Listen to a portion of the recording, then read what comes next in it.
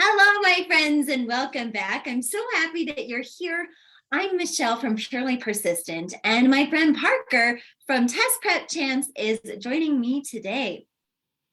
We asked you all if you had any questions for us, questions about obtaining your HiSET, your GED, and so this video here today is all about answering those questions.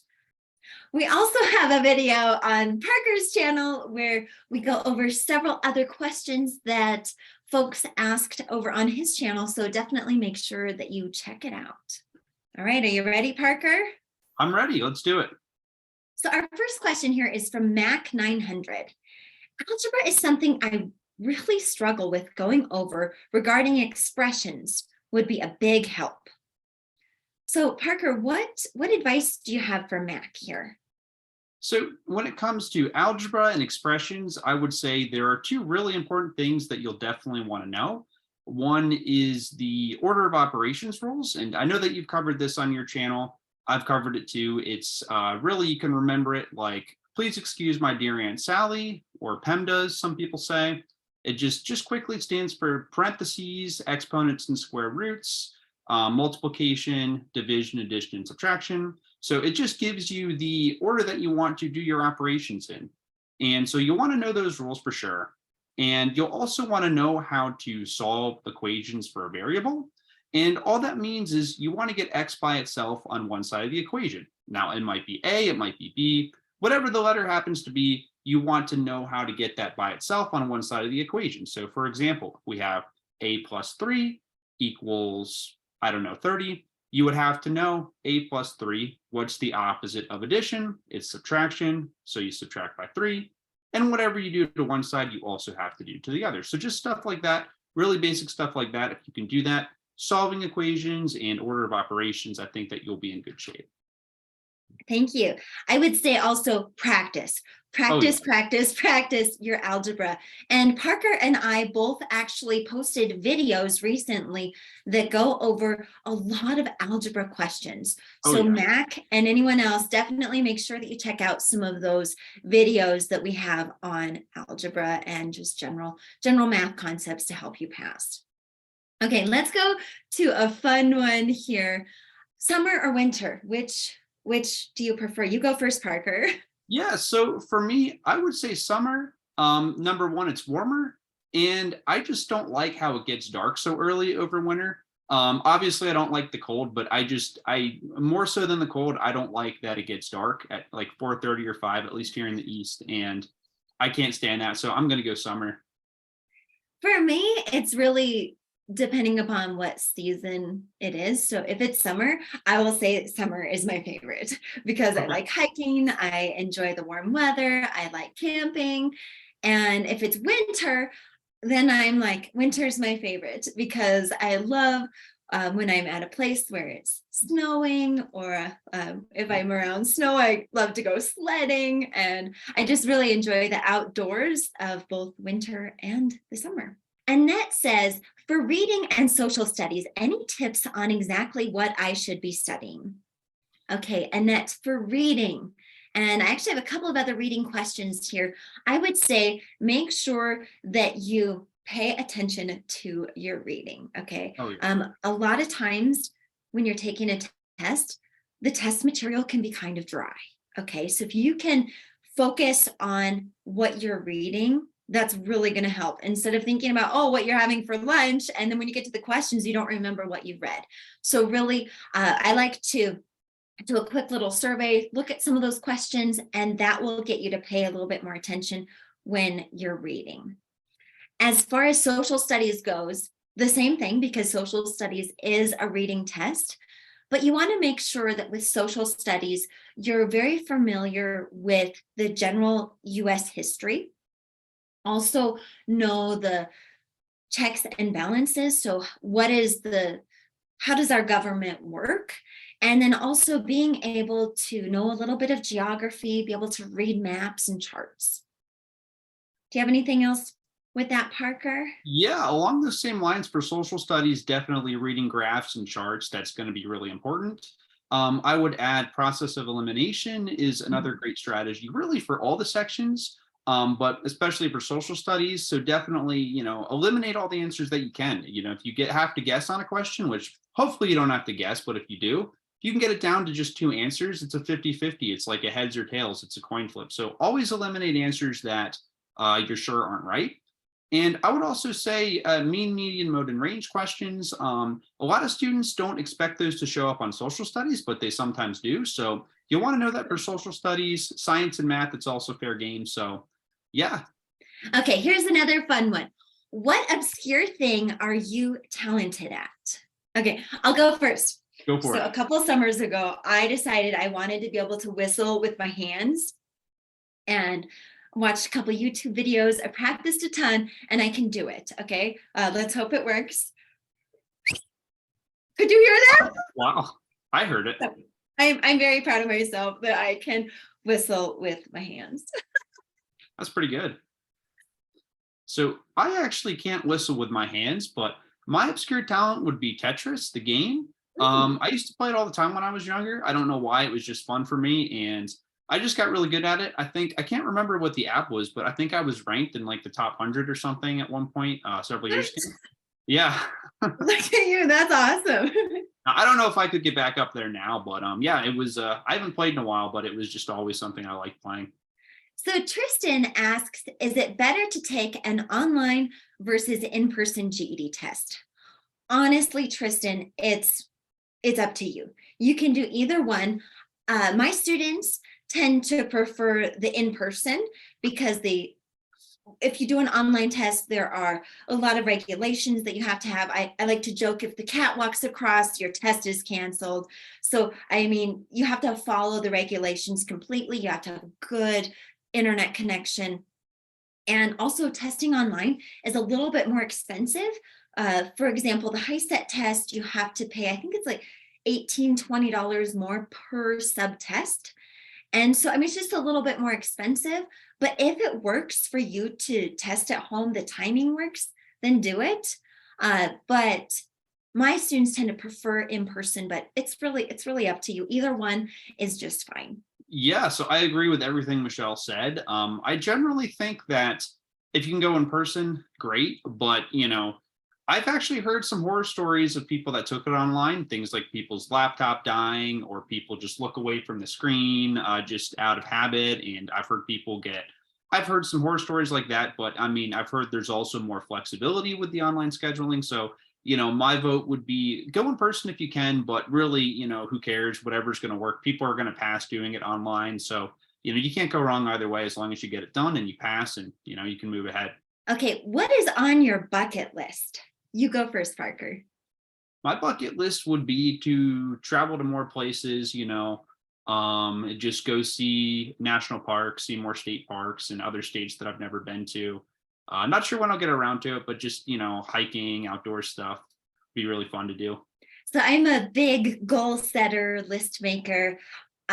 For my entire life, I always said I wanted to go ice skating on a frozen pond. And last winter, I actually had that opportunity. It was pretty amazing. I also went paragliding last year, which was on my bucket list. So 2022 was a good year for checking off bucket list items. But I guess for me right now, similar to you, Parker, I want to do more traveling. I would like to go to Africa. I am not sure exactly where in Africa, but that's definitely on my bucket list. Oh, that's a good one. Yeah. You probably won't catch me paragliding, but that's it was amazing. I don't think I would like it too much, but Parker, what national park do you want to go to? Yellowstone, really anywhere, anything. Yeah, I'd like to go to Yosemite sometime. Oh yeah. Oh sure. Reading specific understanding keywords. Okay, so one thing with reading is you need to take a look at context clues. So you might come across reading questions that are asking you specifically what a word means, and you might not know what that word means. So I always recommend read the sentence, the entire sentence, maybe the sentence before and the sentence after that word is in.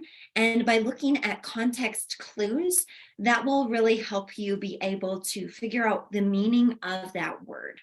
Next thing you want to do is also take a look at what is in the word. So if there's a prefix, a suffix, so let's say there's the word poly. Let's say you're looking at polygraph. Okay. So if you know that the word poly or the prefix poly means many, graph is graphing. So a polygraph is actually a lie detector. Okay, so if you know many, the lie detector is checking if they have many lies. Okay,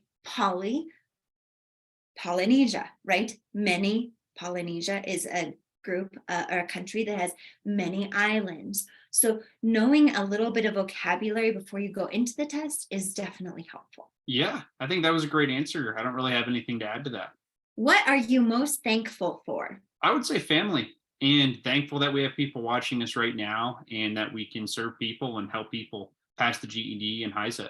Ditto all of it. I think it's really important to take time and really think about what you're thankful for, because if you can count your blessings and think about what you're thankful for instead of, oh, here are the things I wish I had, you'll have a much better life if you can really count your blessings. And I agree, Parker.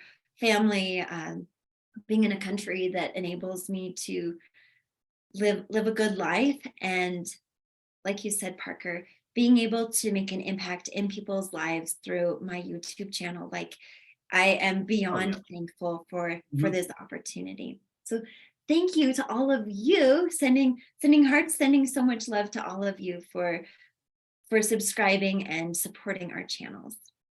Miguel says main idea. So Parker, what suggestions do you have for coming up with the main idea? Yeah, so one cool trick that I know for main ideas is to sometimes if you read a passage or a paragraph and you think, if I was going to title this, like if this was a movie or if this was a short story, and if I was going to come up with a title for this, what title would I give it? And that's a good question, I think, sometimes to help you just really focus in on what the main idea is. The main idea is just the main point of that paragraph, or it could be the whole passage. It's sometimes repetition. If there's repetition of words in the passage or repetition of an idea, that can be a clue. Sometimes they'll make it easy and they'll just kind of put the main idea right in the first sentence for you. Sometimes it could be at the end. And then sometimes you kind of have to infer it. They don't tell you what it is directly. They want to make your life a little bit harder. But it's just the main point of that paragraph. And, supporting ideas would be things like facts or data, things, little stories, things like that. But main ideas are just those big ideas that the author really wants to convey. Thank you. I love that, especially what you said about if you could give it a title, what would that title be? That's brilliant advice. Thank you. Oh, no problem. What emoji do you use most often? So, I wish I could say something a little more exciting, but I just go for the smile. I just keep it real basic, real simple. I wish I could lie and make something up, but that's all I do. I go for the smile, Yeah, It's what I I'm roll with. definitely one that loves using emojis. I would say though, the one I probably use the most often is the like laugh crying emoji where you're Oh laughing yeah. so much, where there are the little tears. That one's kind of fun. But also just the smile, and probably most of my text messages, I do put an emoji. I just want to know, Parker, what made you start your YouTube channel?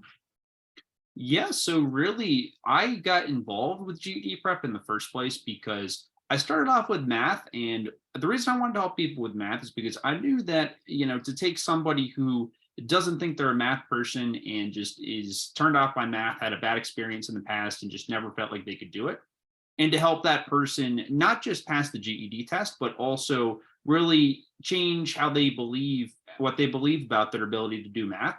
I've seen students who struggled with math go on to go to school for computer science, to go on to school for nursing, and just to help people that they have dreams, they have goals. Like I said, nursing, a lot of people want to do that. I know whatever your goal happens to be, you have to get the GED done. And I hate seeing math stand in the way of stopping somebody from becoming whatever they want to be. And so I got interested in tutoring for math. Then I started doing the other subjects, and eventually I just started making videos, and I kept making videos, and that's, here we are today. Thank you. I Yeah, let's definitely do it. agree that the impact that we're able to make to help you all achieve this goal so that you can achieve your next goals and live your best life. I mean, it's just the greatest thing. I feel so blessed and so fortunate to be able to do this. For me, I started my channel really as a resource for my students because my career is I am a GED HiSET instructor. And so I wanted to have a resource for my students where, especially with the essay, okay, I've worked really hard with my students on writing an essay that they can pass every time. And so if they miss class, I want to be able to say, here, watch this video.